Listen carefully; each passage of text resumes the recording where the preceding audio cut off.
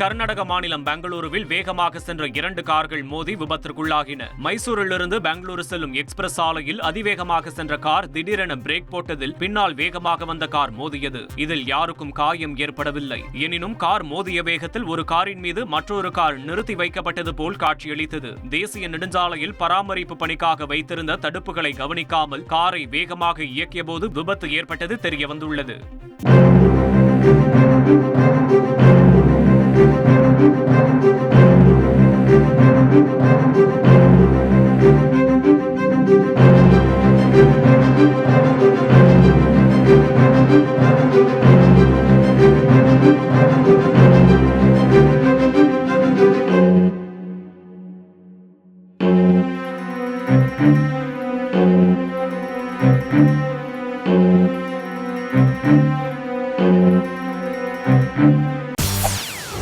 செய்திகளை உடனுக்குடன் தெரிந்து கொள்ள உடனே சப்ஸ்கிரைப் பண்ணுங்க.